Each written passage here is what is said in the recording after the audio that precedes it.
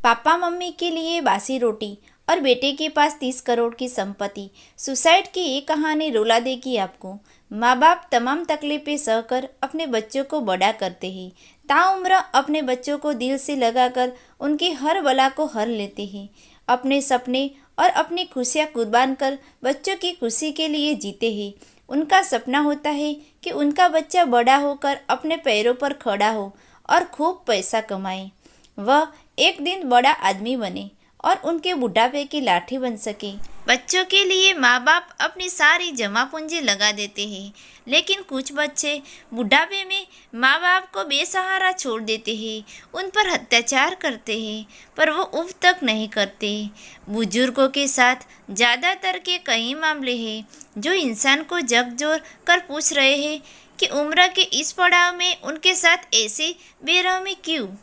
ऐसा ही एक मामला हरियाणा के चरखी दादरी जिले में सामने आया है, जहां एक ऐसे माँ बाप की आत्महत्या कर ली जिसके बेटों के पास करोड़ों की संपत्ति है। यही नहीं, एक पोता आईएएस है। पिता कहते हैं, मेरे बेटे के पास बाडड़ा में 30 करोड़ की संपत्ति है, लेकिन उनके पास मुझे देने के लिए 2 रोटी नहीं है। मेरे छोटे बेटे की 6 साल पहले मौत हो गई। कुछ दिन उनकी पत्नी ने उसे रोटी दी, लेकिन बाद में उसने मुझे पीटकर घर से निकाल दिया। मैं 2 साल तक अनाथ आश्रम में रहा। मेरी पत्नी को लकवाया और हम दूसरे बेटे के पास रहने लगे। अब उन्होंने भी रखने से मना कर दिया और मुझे बासी आटे की रोटी और 2 दिन का दही देना शुरू कर दिया। ये मीठा जहर कितने दिन खाता, इसीलिए मैंने सल्फास की गोली खा ली। ये सुसाइड नोट आईएएस विवेक आर्य के दादा जगदीश चंद्र ने आत्महत्या करने से पहले लिखा। मेरे बेटे के पास करोड़ों की संपत्ति, मुझे देने को 2 रोटी तक नहीं। सुसाइड नोट लिख आईएएस के दादा दादी ने की खुदकुशी। बेटे के पास 30 करोड़ की संपत्ति, पोता आईएएस के दादा दादी ने बुधवार रात घर पर जहरीला पदार्थ निकलकर आत्महत्या कर ली थी।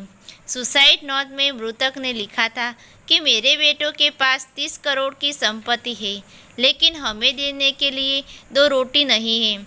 उस पर संज्ञान लेकर पुलिस ने परिवार के 4 लोगों पर मामला दर्ज कर लिया है। जगदीश चंद्र और बागली देवी अपने बेटे वीरेंद्र के पास बाडड़ा के शिव कॉलोनी में रहते थे। वीरेंद्र आर्य का बेटा विवेक आर्य 2021 में आईएएस बना था और उन्हें हरियाणा कैंडल मिला है। उस समय वो अंडर ट्रेनी काम कर रहे हैं और उनकी पोस्टिंग करनाल में है।